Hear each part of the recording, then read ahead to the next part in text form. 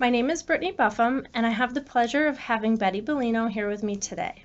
As a mother and former daycare director, Betty has experienced childcare issues on both a personal and professional level. Currently, Betty is responsible for managing the facilitation of the Workforce Development Institute's childcare subsidy program within the Capital Region of New York State. Betty's wide-ranging experience within multiple realms offers a unique and valuable insight into the ever-changing landscape of early education. Betty, what interested you to get involved with early education? Well, I first got involved when I graduated from high school and was offered a job in Head Start. And Head Start was a new program at that time, just in the summer. And it was just so exciting to work with the young children. And I hadn't really thought about making a career of it until I graduated from college and decided to go to the School of Social Welfare, and found that rather than social work, I would rather start with the children before they had problems. And in those days, it was a very exciting time in early childhood. Head Start was new, daycare was new, and everything just seemed so positive. Great. How have you seen the impacts of accessibility in regards to childcare affect families over the years?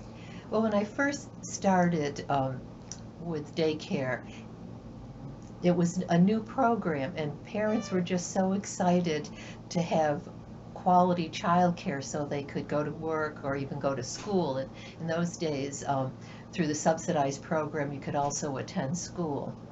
And unfortunately, over time, a lot of those funding streams have decreased. I worked at a daycare center that was part of a state agency, and when I worked there, there were funds for the parents on a sliding fee scale, and those funds are no longer in existence. I worked in another daycare center where I was the director, and we had United Way funds for parents that were above DSS eligibility, and unfortunately those funds are no longer available. And I also directed a campus daycare center, and unfortunately the County Department of Social Services decided, because of lack of funding, they would no longer fund students. And that not only hurt the parents that had to withdraw from college, but it also hurt the daycare center because we ended up with slots available. And now with the counties being cut back because of lack of federal funds, it's just heartbreaking that families are losing their subsidies. So I think things have gotten worse for our working families, unfortunately, instead of better. It's tough to see that side of it. I think most people don't realize that the job is very personal as well. As a former daycare director, what was your experience as an employer who had to navigate the business side of the spectrum, accommodating employees with accessibility issues? It was challenging. It depended on which daycare I directed. Some of the daycare centers provided free child care for the parents, which was nice, or subsidized half of the child care for the parents, or they only paid $25 a week. So that was wonderful. It was in the daycare centers that didn't offer those benefits that it was a challenge, because it was hard for staff to come to work and know that they couldn't afford to put their child in that daycare center. So there has to be a way to balance that for our families. It's great that you're able to see both sides of it, because most people don't get the chance to see both the employer side and then the employee side, or the personal side. So that offers quite an insight that most people aren't afforded. Your experience as a mother, daycare director, and now facilitator of childcare subsidy funds has granted you the ability to understand what it entails to be labeled a quality provider. While accessibility is a major hurdle in acquiring childcare, quality is of utmost importance as well. Most individuals believe that stricter federal and state regulations on childcare providers make the environment in which the children are exposed safer. If these mandates are enforced with little to no money backing enactment, doesn't this essentially cause more providers to go underground, avoiding the regulations altogether, and create an even less safe environment for children? Please explain your viewpoint on federal and state mandates and the funding that is or isn't attached to them. But we need high-quality programs, and unfortunately, without guidelines or regulations, that isn't going to happen.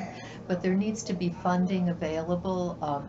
They're trying to do quality stars in New York State, and it just requires a lot of funding to help the daycare centers and providers meet those standards. One of the standards that they're using requires a lot of equipment that most daycare centers and providers just can't afford. And if the new regulations don't come with funding, it means that there's going to be less funding for the counties to use for subsidy, which means there'll be less families that will be able to access quality care. So there has to be a balancing act that funding has to go along with the regulations, and not only funding but training for the providers. Most providers want to do an excellent job. They don't always know what excellence is, and there also has to be the funding to support when they realize what they need to be able to pay for it.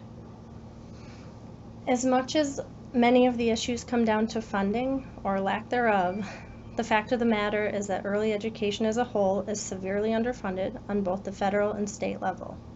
We as a country invest heavily in primary education, but do not value early education as the critical foundation component that it is. As we move childcare away from being solely a women's issue, do you believe there is hope that early education can be seen as a societal issue that is essentially an extension of primary education?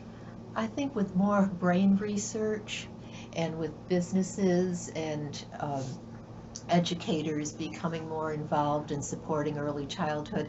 I think in the past people just thought of it as babysitting and not realizing how it really affects the brain development, and that's the foundation for future learning. And I think that we're in a competitive global society, and we're seeing how some other countries, especially China, that's really ramping up their early childhood programs, that we really have to take a look at that and see, if we want to be competitive in the world, that we need to also improve our early childhood programs, and just the whole way that they're funded. There's just so many different funding streams. There's Head Start, there's UPK, there's the block grant funding, there's private funding.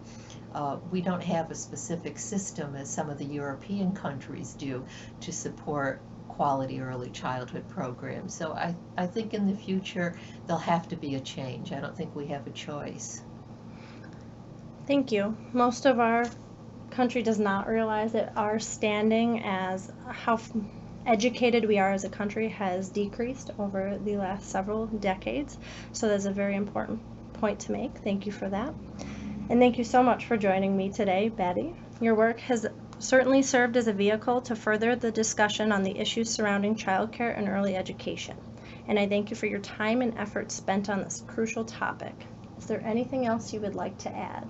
Well, only that, we really need to improve the funding streams and not rely so much on individual families to pay for early childhood. It's such a high cost for them, and if we really want to improve our educational system, we have to start with infants, toddlers, and preschoolers.